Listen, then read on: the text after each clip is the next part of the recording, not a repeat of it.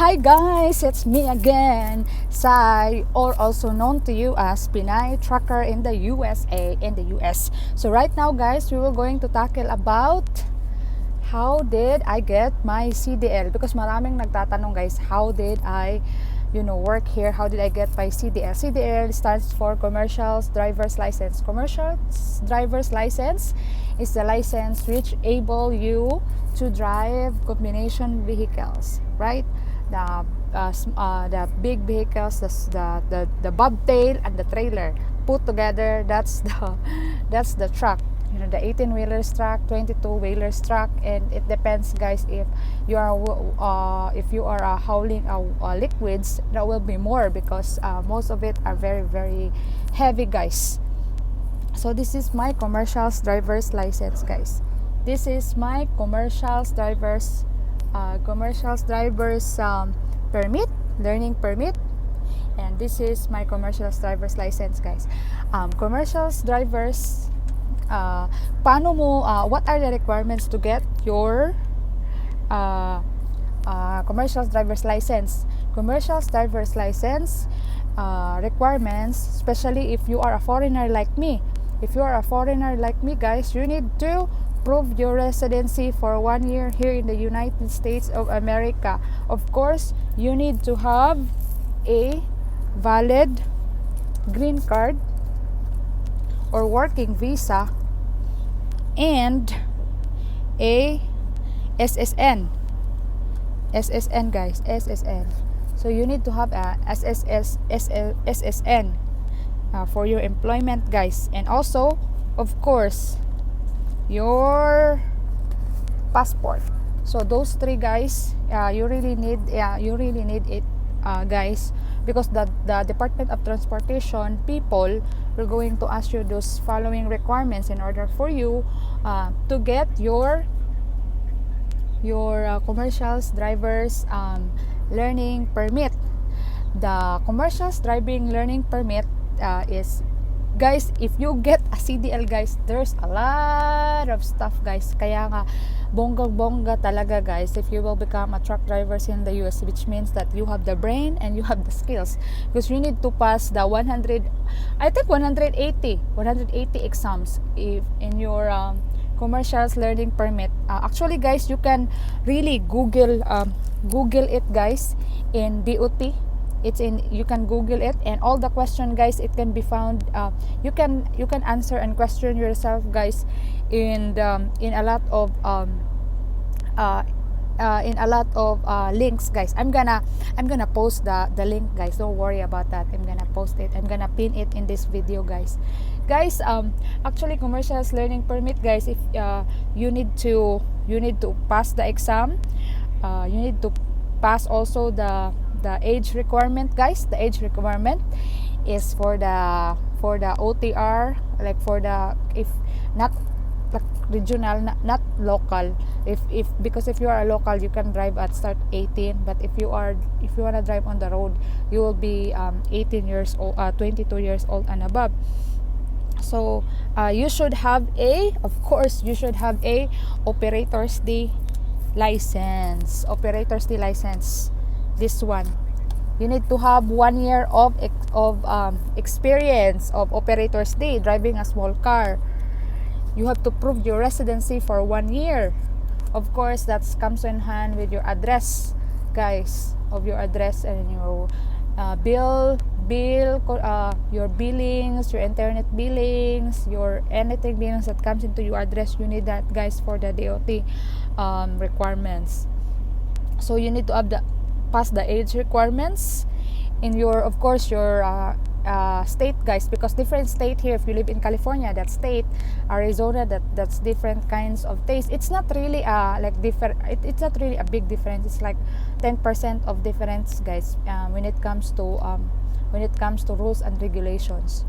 So you need to of course you need to read a CDL manual, guys. Most states have CDL manual you can access online or a motor office location. These manuals provide information on CDL rules and regulation. They're also helpful for studying before taking a CDL place, guys. Pag study jud mo, guys, when I take my my commercials learning permit, guys, I almost in the general knowledge, guys, I almost failed the general knowledge, guys, but those other stuff, guys, I really pass. So get a CLP. That's the fourth step, guys. Commercials learning permit, get it. This is one. Commercial learning permit enables driver to get practice driving vehicles similar to the ones that went to drive with a CDL. This will get you comfortable driving these vehicles before you take the skill test. When you drive with your CLP, you must have a CDL holding driver sitting in the passenger seat next to you. A CLP can be obtained at your local DMV after passing a short test. So the short test is the short test.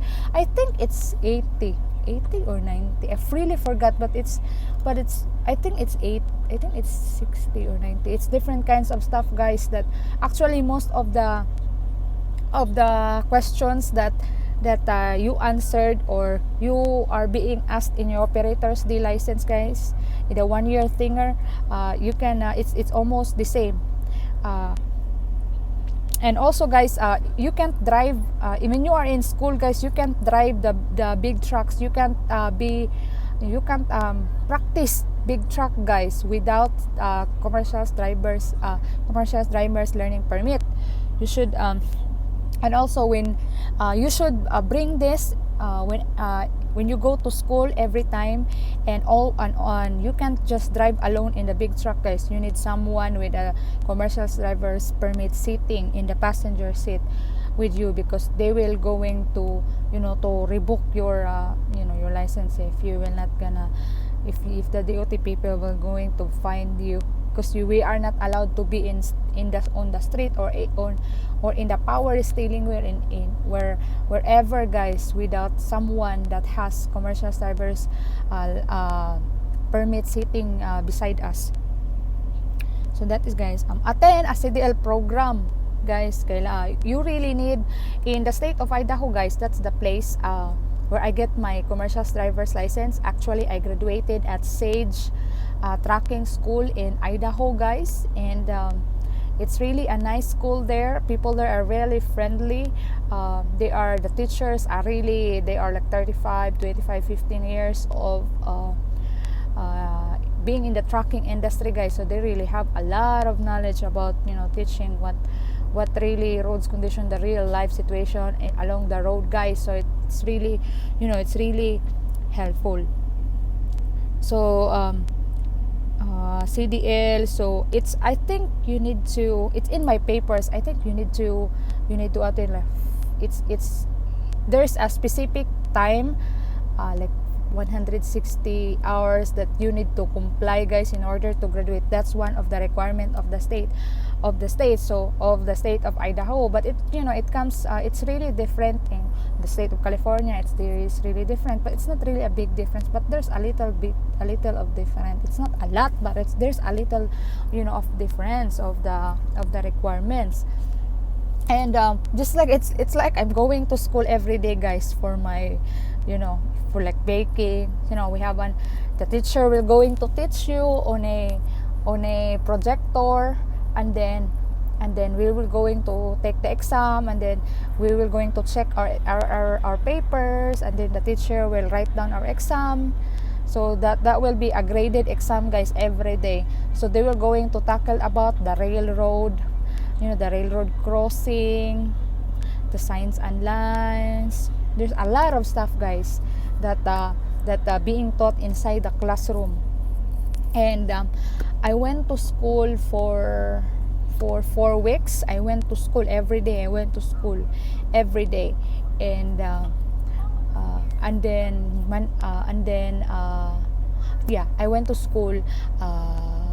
half day every day, like 1 p.m. to 12:30 p.m. to 9:30 p.m. So that's my available slot, guys. And I went from Monday to Friday, guys. Mura jud kog nag-eskwela. So pass a knowledge, identify applicable exemptions, the federal government exempts some drivers from the skill test. If you are a military, active military, guys, and veterans with 2 years, of safe driving similar vehicles, don't have to take the skill test. This also applies to farmers, firefighters, and some winter plow drivers. Of course, those are heavy equipment, guys, and there's, because here in the US, guys, no na if you are a driver, that you will really take an exam, guys, and everything that you are going to drive. For them, guys, na drive is not it's not a right, it's a privilege, guys, given to you, by the state. You are trusted by the people, guys, because here in the US, guys, safety comes first. People's life here is very valued. So after that, guys, you need to go to school for like a month, and after that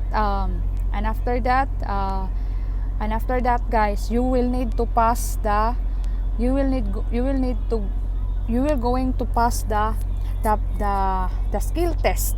By the way, guys, before doing the skill test, guys, they will going to talk about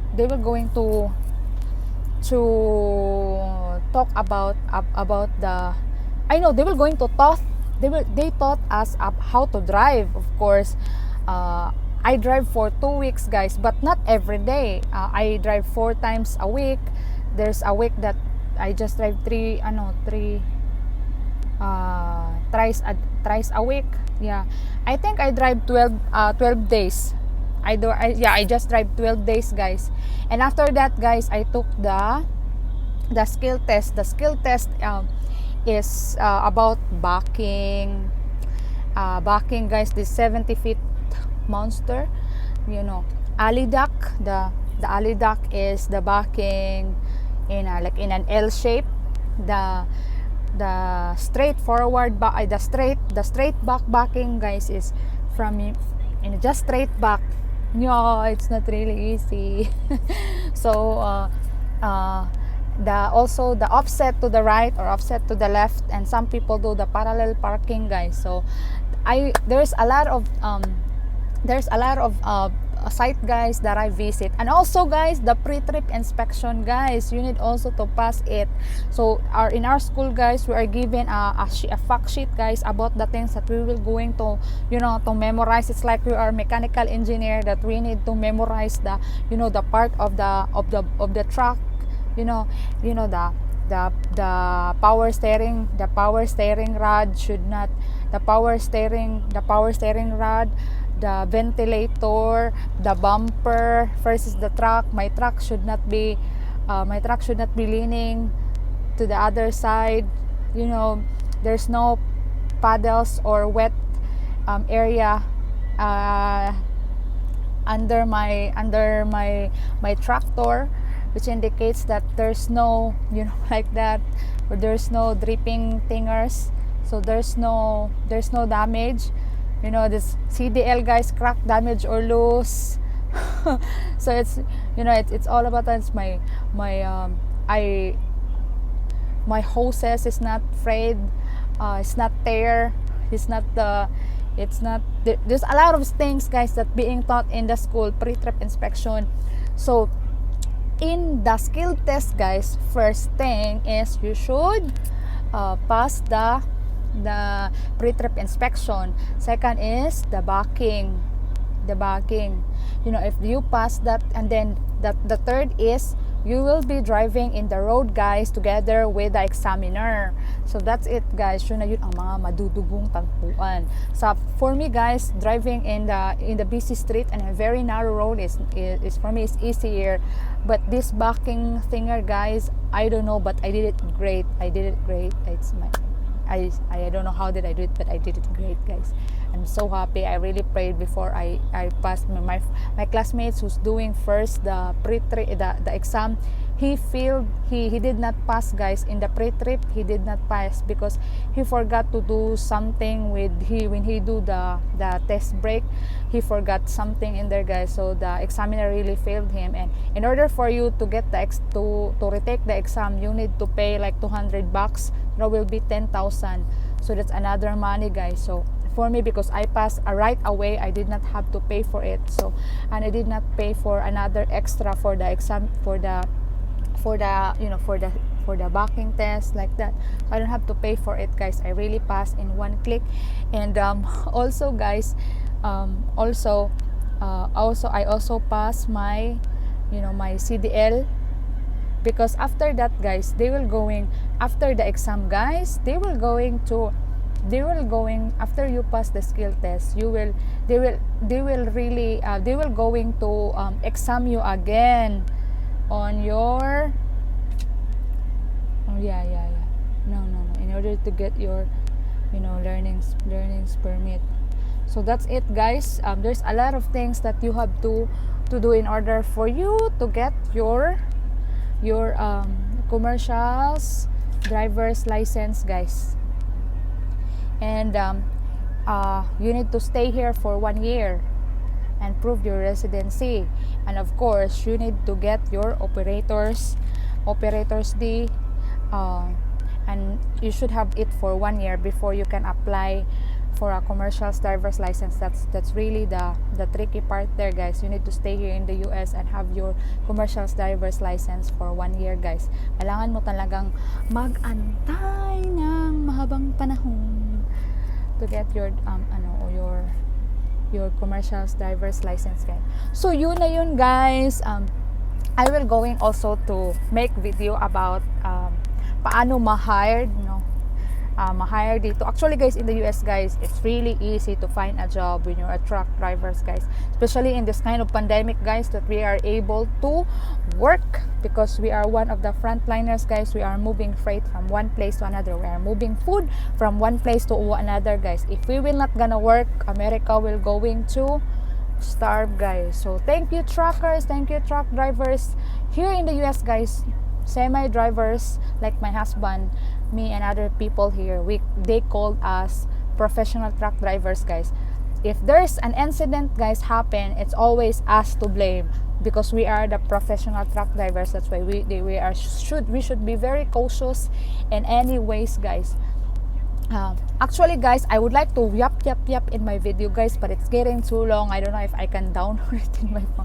Thank you so much for watching, guys. And if you have question, guys, if you're a Filipino, if you're a foreigner who's watching my video right now, guys, and if you have something to question, guys, I will love to answer your question, guys. Or you can even call me on my phone, guys. Just drop your question below in my inbox. Okay, bye for now.